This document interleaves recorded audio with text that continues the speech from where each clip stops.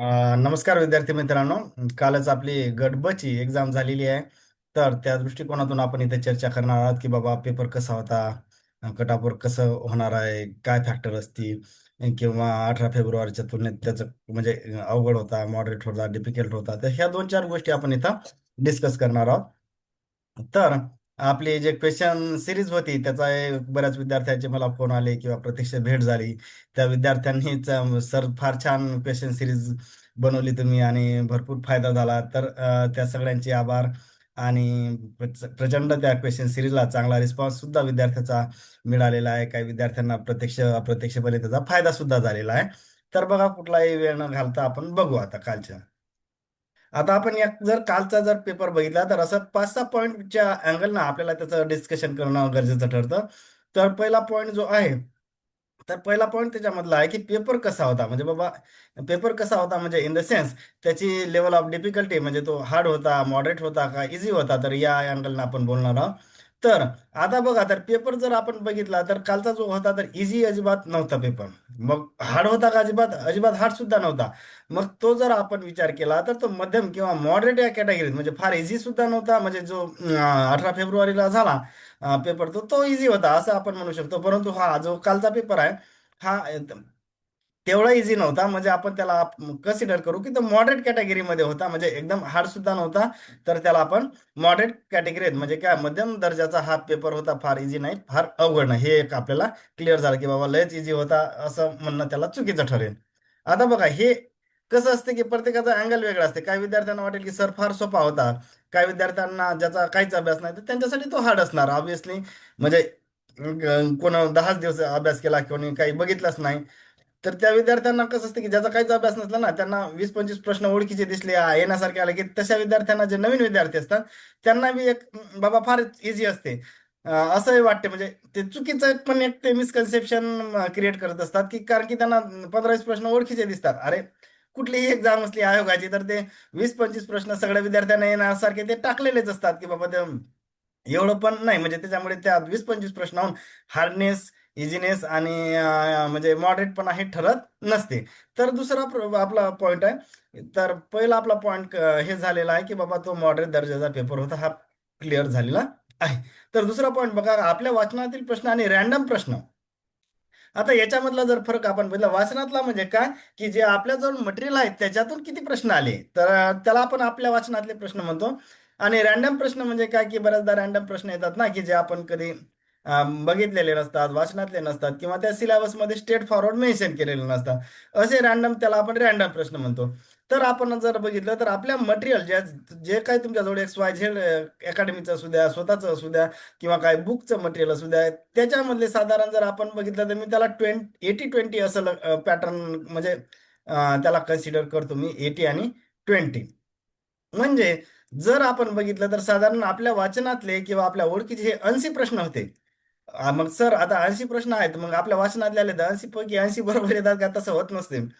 त्याच्यातही 5-10 चुका होतात. आपल्याजवळ काहीतरी एखादा फॅक्च्युअल डेटा कन्फ्यूज झालेला असतो, आपण चुकीचं टिक करतो. म्हणजे असेही फॅक्टर असतात ना. तर सर, मग 80 वाचनातले आले तर 80 पैकी 80 बरोबर येत असतात का? तसं कोणाचं होत नसते मित्रांनो. तर 80 जरी आपल्या वाचनातले आले तर त्याच्यातले साधारण 65 ते 70 बरोबर येतात. 20 त्याच्यात आपण 10-15 तरी सहज चुका. एक शेवटी माणूस आहे ना, तो पण त्यानं जरी वाचलं तरी तोही पण कन्फ्यूज होणार ना. तर 10-15 तिथं चुका होत असतात. आणि हे कसे असतात, 20 प्रश्न हे रॅन्डम आलेले होते साधारण. म्हणजे हे 20 म्हणजे एक्झॅक्ट 20 नाही, एक आपण म्हणजे साधारण म्हणू त्याला. म्हणजे बाबा 18 ते 1 22 म्हणून मी त्याला 20 आकडा लिहिला. तर ते रॅन्डम आलेले होते. म्हणजे काय, की कोणाच्या नोट्समधले नव्हते, वाचनातले नव्हते, किंवा काही नव्हतं. तर 20 प्रश्न, आता 20 प्रश्न कसे असतात की बऱ्याचदा ते गेसनं सोडवायचे असतात. म्हणजे आता आपल्याला त्याच्यातलं काही माहिती नसते. तर आता या 20 प्रश्नातले किती कोणाचे बरोबर येतात याच्यावरही भरपूर गोष्टी डिपेंड करते. म्हणजे जर आपण विचार केला तर एक साधारण 80 प्रश्न हे ओळखीचे होते, 20 प्रश्न हे रॅन्डम होते. हे एक साधारण आकडा लिहिला, नाही तर सर 20 म्हणजे 20च नाही. नंतर बघा, आता काय लिहिला मी, तिसरा पॉईंट क्लिअर करू आपण. 18 फेब्रुवारी आणि 16 ऑगस्ट परीक्षा यांची तुलना. जर आपण आता दोन एक्झामची तुलना केली तर म्हणजे मागच्या वेळेस मुलांनी भरपूर स्कोअर केलेला आहे. खूप विद्यार्थ्यांनी 160, 165, 150च्या वर पण बरेच विद्यार्थी होते. तर त्या विद्यार्थ्यांशी, काही विद्यार्थ्याचा सुद्धा आपल्याला फीडबॅक मिळाला किंवा त्याच्याकडून कळलं. तर आता या परीक्षेत म्हणजे कसं असते, की 18 फेब्रुवारीची जी एक्झाम झाली त्याच्या तुलनेत हा पेपर म्हणजे त्याच्यात त्या दोन पेपरची जर तुलना केली तर आपल्याला हा पेपर थोडा हार्ड पाहायला मिळतो म्हणजे त्याच्या तुलनेत बरं 18 फेब्रुवारीच्या. तर म्हणजे 18 फेब्रुवारी मध्ये कसं होतं की सरळ सरळ प्रश्न होते आणि फार कॉम्प्लिकेटेड डेटा नव्हता बाबा, सहज सुटण्यासारखे होते, पण याच्यामध्ये काही तेवढेही सहज नव्हते. त्याच्यामुळे हा पेपर जो आहे 18 फेब्रुवारीच्या तुलनेत हा 16 ऑगस्टचा पेपर हे हार्ड होता. नंतर सहज आन्सर येण्यासारखे प्रश्न. आता बघा मी पहिलेही क्लिअर केलं की 80 प्रश्नच ज्यांच्याजवळ कोणाजवळ मटेरियल असेल त्यांच्याजवळ ते 80 प्रश्न होते, तर मग त्याच्यातले आता 80 जरी त्याच्या वाचनातले आले, म्हणून 80 पैकी 80 येत असतात का, तर नाही, 80 पैकी त्यातही तो 10-15 चुका करतो. म्हणजे सहज आन्सर येण्यासारखे जर आपण बघितले तर म्हणजे हे मी कोण सहज आन्सर येण्यासारखे असे 60 ते 65 प्रश्न जे होते की त्याचं सहज आपल्याला आन्सर येत होतं. आता हे सहज आन्सर म्हणजे कोणाला येत होतं की ज्याचा अभ्यास आहे, नाहीतर सर सहज आन्सर येत होतं म्हणजे सगळ्यांना सहज 60 ते 65 प्रश्नाचं सहज आन्सर येत नाही. तर जे विद्यार्थी 6 महिन्यापासून 1 वर्षापासून स्टडी करत असतात त्या विद्यार्थ्यांना असे 65 प्रश्न सहज आन्सर म्हणजे बाबा परफेक्ट आन्सर माहीत असणारे होते असं मी म्हणायला हरकत नाही. तर सहज आन्सर येणारे आणि ते पण कोणत्या विद्यार्थ्यांसाठी लागू होतो की ज्यांनी 6 महिन्यापासून किंवा 1 वर्षापासून किंवा जे टचमध्ये आहेत त्या विद्यार्थ्यांना 60-65 प्रश्न सहज उत्तर येण्यासारखे होते. असं नाही तर सर सहज आन्सर येण्यासारखे म्हणजे सरसकट सगळ्यांना सहज आन्सर येणारे होते का, नाही. तर ज्यांनी कधीच सिलेबस बघितला नाही किंवा एक्झामच्या दिवशी सिलेबस बघितला त्या लोकांना फक्त 20 ते 25च सहज आन्सर येण्यासारखे किंवा त्याच्या वाचनातले असतील किंवा अनुभवातले असतील, बाकी तसं नसते. नाहीतर मग ते सहज आन्सर म्हणल्यावर सगळ्यांना 60-65 सहज आन्सर येणार सारखे नसतात. नंतर टाइम कन्झ्युमिंग जर आपण बघितलं तर टाइम कन्झ्युमिंग तो स्क्रीनचा एक प्रॉब्लेम होता.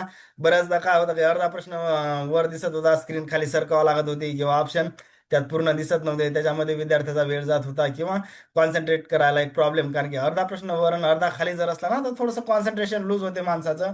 त्याच्यातही टाइम जात होता. म्हणजे हे टाइम हा पण एक मॅटर म्हणजे मला तरी वाटतो की हा पण मॅटर एक मोठा मॅटर झाला की बाबा तो पूर्ण प्रश्न त्या साईड स्क्रीनवर दिसायला पाहिजे होता, पण प्रत्यक्षात तसं दिसत नव्हतं. काही सेंटरला म्हणतात मुलं की दिसत होते, परंतु बऱ्याच सेंटरचं विद्यार्थ्याशी बोलणं झालं तर तो प्रॉब्लेम जाईल बाबा, स्क्रीन सारखं खाली वर इकडे तिकडे, त्याच्यातही विद्यार्थ्याचा वेळ जात होता, काही कॉन्सन्ट्रेशन होत नव्हतं. तर हे सुद्धा एक मॅटर करते गोष्ट. नंतर सगळ्यात महत्त्वाचं आता कटऑफचं काय, तर आता सध्याचं जे काही दोन परीक्षेच्या तुलनाचा आपण विचार केला तर मला तरी वाटते की जो 18 फेब्रुवारीला जो काही समजा आता त्याचा कट ऑफ डिक्लेअर झालेला नाही, पण त्याच्या तुलनेत हा कट ऑफ नक्कीच मला वाटते 15 ते 20 मार्कांनी हे कमी लागू शकते.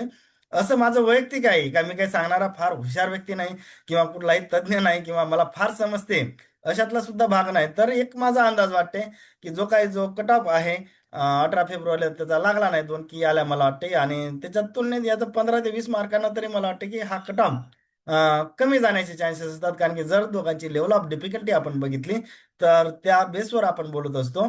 तर होप करतो की बऱ्याच गोष्टी काही याच्यातलं कामाचं वाटलं असेल, काय महत्त्वाचं वाटलं असेल तर चॅनलला आपल्या लाईक, सबस्क्राईब आणि शेअर करायला विसरू नका. थँक्यू.